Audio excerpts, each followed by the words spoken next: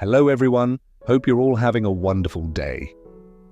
Today we're diving into a nerve-wracking moment.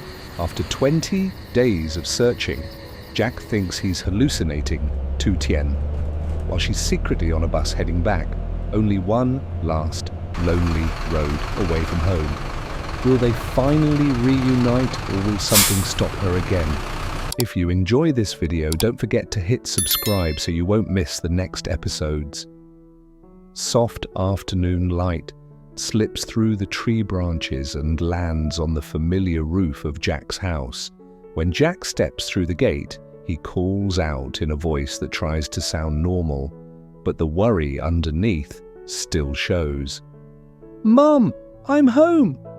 Up on the rooftop, Mother Ly is hanging clothes on a line, moving slower than she used to. She leans over the edge and smiles down at him, but it's the kind of smile people wear when they're tired of being brave. "I'm here," she answers. "Come inside. You look like you haven't slept." Jack drops his bag by the doorway and looks up at her again, like he's checking that she's really there. "Are you feeling okay?" he asks. "Any dizziness? Headaches?" Mother climbs down carefully, wiping her hands on her apron. "Just a small headache earlier," she says. "It passed. Don't make a big thing of it." Jack nods, but his eyes stay fixed on her face. He's gotten thinner, his cheeks look sharper, and there's a permanent crease between his brows now, like his thoughts never truly stop. They sit at the small table. The room is warm, the sunlight gentle, but the silence between them is heavy. They don't need to say the name out loud right away. It's already sitting with them. 20 days of searching and hoping and waking up to the same empty space. Mother Ly pours him tea. "How's the company?" she asks, like she's forcing the conversation onto something solid. Jack inhales. "We're still moving," he says. "The project is running. The partners are pushing hard. Everyone keeps asking for updates, meetings, paperwork. I can handle it." His voice tightens. "I just can't handle coming home without her." Mother Ly looks down at her hands. "Uncle Dung asked again today," she says quietly. "Still no news." Jack swallows. "I'm going to stop by the police station again," he promises, "even if they tell me the same thing." "I need to hear something. Anything." Mother Ly reaches across the table and taps his wrist. "You also need to eat," she says. "Look at you. You've lost so much weight. Your eyes are sunken. You're going to get sick." "I'm fine," Jack lies automatically. "You're not," Mother says, firmer now. "And the weather's been cold these days. If Tu Tien is out there somewhere, she's cold too." Her voice cracks just slightly. "I keep thinking about her at night. I keep imagining her hungry or scared, and I can't stop." Jack's throat tightens. He forces himself to sit up straighter, like posture alone can keep him from falling apart. "Mom," he says, "I'll find her. I'm not stopping. I need you to stay strong too. Eat properly. Sleep when you can. Don't go out into the yard when it's windy." Mother nods, wiping at her eyes quickly as if it's dust.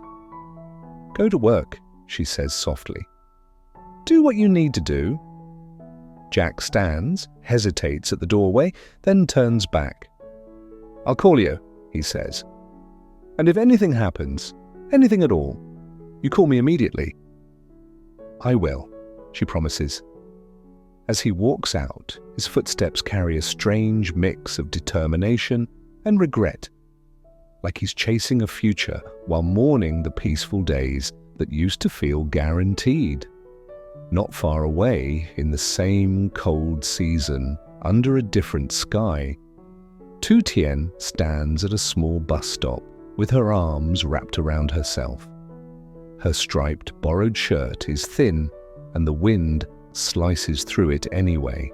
She watches buses pass and tries to steady her breathing, like if she stays calm long enough, the world will finally make sense again. A driver steps down from a bus, stretching his back. Tu Tien gathers her courage and approaches. "Excuse me," she says politely. "Does this bus go to Tienne?" The driver glances at her. "Tienne? Yes, but only the afternoon run." "What time?" she asks quickly, heart lifting. 2 p.m., he replies. "Fare is 60,000. For a second, hope surges through her so fast it almost makes her dizzy. 2 p.m. was close. Tienne was real. Home was real. Then her stomach drops. 60,000 might as well be 60 million when you have nothing. She forces a small smile. "Thank you," she says, stepping back. As soon as she turns away, her thoughts start racing again. I'm this close. I can't stop now. I can't sleep outside again. I have to get on that bus. She looks down the street. People move with purpose. Shopping bags, helmets, warm jackets. Everyone has a destination. Everyone belongs somewhere.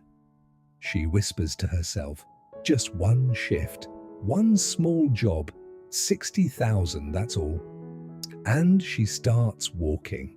The first place she sees is a busy restaurant with steam fogging the windows and the smell of grilled food curling into the cold air. Inside, voices overlap, plates clatter, and the whole room feels alive. Tu Tien steps in and approaches the owner near the counter, her hands clenched tightly so they don't shake. "Sir," she says, keeping her voice calm, "I'm in a difficult situation." "Can I wash dishes for one shift? Just one. I need bus fare to go home." The owner looks her up and down. He hesitates, then glances at the crowd and the piling dishes. "We're short today," he admits. "Fine, one shift, but you work fast." "I will," Tu Tien says, immediately, relief flooding her so hard she almost bows. In the back, the sink is full, plates stacked like small mountains, grease, soup, rice, sauce, everything mixed together. Tu Tien ties an apron around her waist and starts. Her hands move quickly. Scrub, rinse, stack, scrub, rinse, stack. A young staff member glances at her. "You're new?" she asks. "Just for today," Tu Tien answers, forcing a friendly tone. "It's busy." "It's always busy," the staff member laughs.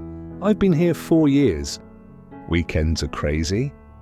Tu Tien nods, but her mind is elsewhere. Every plate she washes feels like a step on the road back to Jack. Every spoon she dries feels like she's buying her way closer to the farm gate. The work is tiring, but it's simple.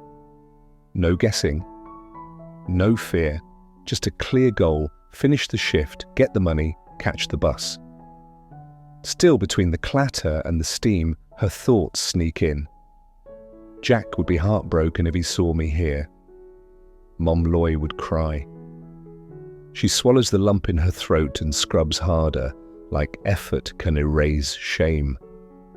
The sudsy water swirls down the drain and she watches it for a second, thinking how emotions feel the same, messy, endless, and impossible to hold.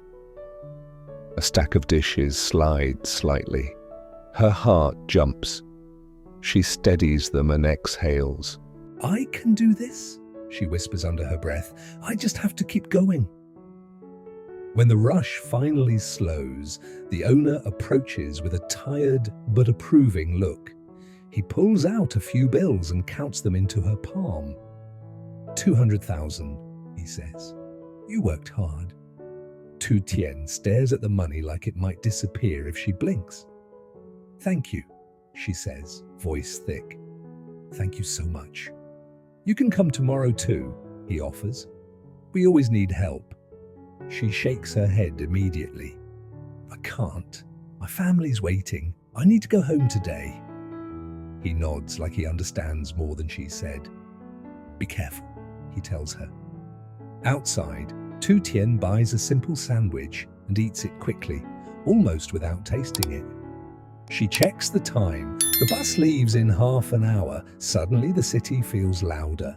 The clock feels faster. Her hands sweat around the bills in her pocket. Half an hour, don't miss it, don't miss it. She hurries to the bus stop, heart pounding like she's running towards something sacred. When the bus finally pulls in, she steps up, pays the 60,000 and takes a seat by the window. Her fingers grip the edge of the seat so hard her knuckles pale. As the engine rumbles to life, Tu Tien closes her eyes for one long second. Jack. Mom, I'm coming. The bus rolls forward, wheels turning, carrying her out of the city and toward the road home, toward reunion, toward explanations, toward whatever waits on the other side of these 20 long days. At the company, Jack's day starts the way all his days have started lately. Too early, too heavy, and already behind. He walks into the office with a folder under his arm and a phone that hasn't stopped buzzing since sunrise. His staff greet him carefully, like everyone has learned the wrong tone could make him snap or go silent. One employee approaches with a stack of documents. "Brother Jack, these are the updated files for the Min Hung timeline," he says, lowering his voice. "And how are you holding up? Any news about Tu Tien?" Jack forces a small smile that doesn't reach his eyes. "Not yet," he answers. "But keep the work moving. We can't let the site stall." He flips through the papers, signs where he needs to, checks numbers, like his brain is still capable of focusing. But every blank space on the page reminds him of a different blank space, 20 days without her. He looks up suddenly as if expecting to see her standing at the office door with that tired smile, apologizing for making everyone worry. For a heartbeat, the hallway blurs and he almost believes he sees her. Then it's just a random woman walking past, carrying coffee. Jack exhales slowly. "I'm losing it," he mutters under his breath. His assistant steps closer. "You have a partner meeting in the city," she reminds him gently. "At the cafe in 1 hour." Jack nods. "I know." He grabs his jacket, walks out, and tells himself to focus. Just one meeting, just 1 hour of pretending the world hasn't cracked open.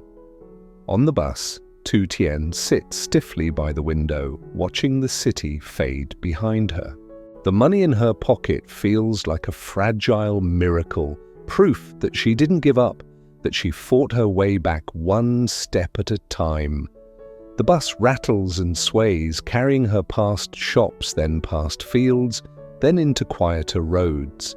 She counts the minutes in her head, an hour, maybe less. Then I'll be close enough to walk.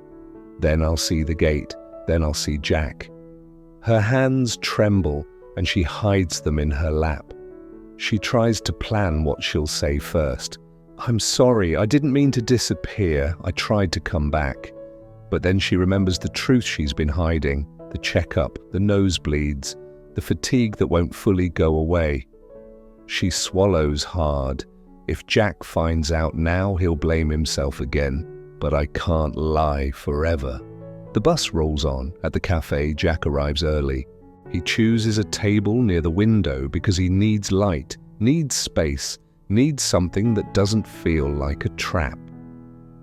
A waiter places tea in front of him. Jack stares into the cup, and suddenly the smell of warm tea pulls him back to a different memory. Tu Tien sitting across from him at home, blowing on a cup before handing it to him, smiling like that small act was enough to keep the world safe. His chest tightens. He looks outside at the street, busy with people. For a moment, he thinks he sees her. Hair slightly messy, walking fast, scanning faces like she's searching. His heart jumps so violently it hurts. He stands halfway up, then realizes it's not her. Just another woman in a striped shirt passing under the sun. Jack sinks back down, jaw clenched. "You okay?" the waiter asks cautiously. Jack nods, but his voice comes out thin. "Just tired."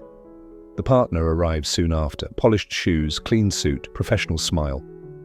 Jack stands, shakes his hand, forces himself to become CEO Jack again. "Thank you for meeting," Jack says. "I wanted to confirm the next phase personally." They talk numbers, deadlines, materials. The partner asks about manpower. Jack answers smoothly. He points at diagrams and explains contingency plans. On the outside, it looks like control. On the inside, it feels like he's speaking through water, like every sentence is happening far away from his real life. Finally, the partner closes the folder and nods. "Good," he says. "Proceed. We'll monitor closely. You've done well so far." Jack smiles automatically. "We'll deliver," he says. When the partner leaves, Jack remains seated, staring at the empty chair across from him. His hand drifts toward his phone without thinking. He opens Tu Tien's contact. Still unreachable. He presses call anyway. It rings once, twice, then fails. Jack's throat tightens. He leans forward, elbows on the table, and speaks under his breath like she might somehow hear him through the air. "Where are you?" he whispers. "I have so many things I never said. I promised I'd protect you. I promised I'd make a life where you never had to be alone." His eyes burn, but he refuses to cry here, in public, in front of strangers. He stands abruptly, pays, and walks out into the bright street, feeling like the sunlight is mocking him. People laugh, talk, buy drinks, plan dinners. The world keeps moving while his world has been stuck on one missing person for 20 long days. Meanwhile, the bus carrying Tu Tien hits a stretch of bumpy road. She grips the window frame, breathing carefully. Her head starts to ache again, dull pressure behind her eyes. She closes her eyes and tries to steady herself. "Just hold on, you're almost there." A man across the aisle glances at her. "You okay, miss?" Tu Tien forces a smile. "Yes," she says, "just tired." She turns back to the window. The fields outside look familiar now. The trees, the bends in the road. Her heart starts beating faster. Then the bus slows near a small stop, and the driver calls out a name of a town she recognizes. This is it. This is close. Tu Tien's throat tightens. She stands, legs shaky, steps off the bus into the cold afternoon air. The moment her feet hit the ground, she feels both relief and fear. Relief because she's finally close to home. Fear because she still has to cross the last distance alone.